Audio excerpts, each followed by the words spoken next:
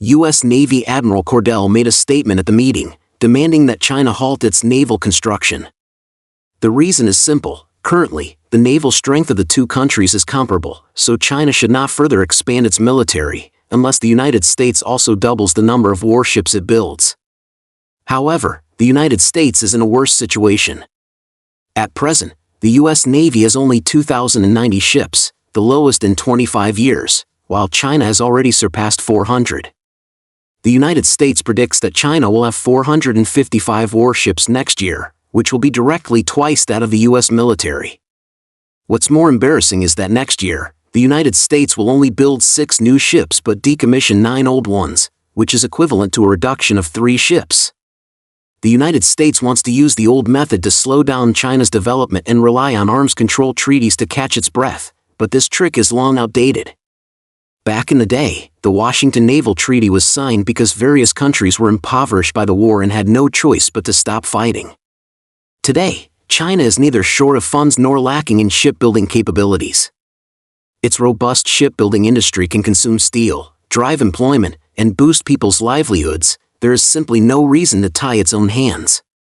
The United States has shouted about a grand 30-year shipbuilding plan, but the reality is harsh. Its domestic shipbuilding industry has shrunk severely, and it is reluctant to turn to Japan and South Korea for help. Trapped in a vicious cycle where old ships are decommissioned while new ones are stuck in production. Desperate, the U.S. military has resorted to Lightning carriers, using amphibious assault ships equipped with F-35B fighters as a stopgap. Not only is their combat effectiveness inferior, but this also accelerates the wear and tear of the aircraft. Even the U.S. Navy Secretary's proposal to outsource shipbuilding was criticized as treason, leaving them in a dilemma.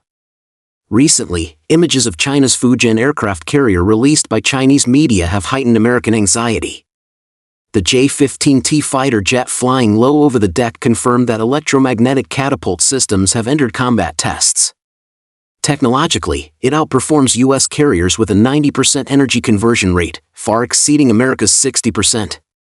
It can accelerate aircraft to 2,040 km per hour in 2.8 seconds, expanding the combat radius of carrier-based aircraft by 300 km per hour.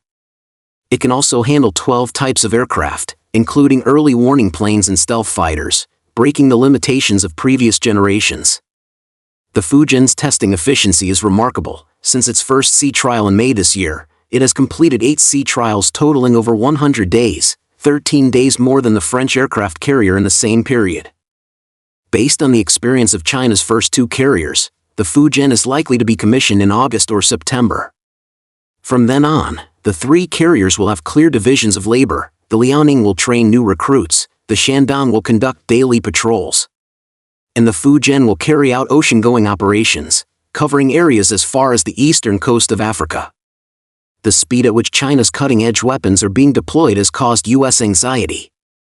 The Type 055 destroyer outmatches its U.S. counterparts in firepower. The Fujian's catapult efficiency is 3 times higher. Radar and missile systems cover the South China Sea islands and reefs. The J-20's coordinated operations with drones have been honed to maturity. Dongfeng missiles can reach global targets. 180 million reserve forces can be mobilized within 48 hours, and industrial conversion capabilities are extremely strong. From a weapons importer to an independent developer, from coastal defense to ocean-going operations, China's military strength has become a world powerhouse. Yet what reassures the world most is that China is strong without being hegemonic. While the United States imposes tariffs on over 180 countries, China has announced tariff exemptions for 43 of the poorest nations. Belarus bluntly states, "When China is strong, we are strong." Serious size, the stronger China becomes, the safer small countries are. Strength combined with responsibility, this is the true source of confidence.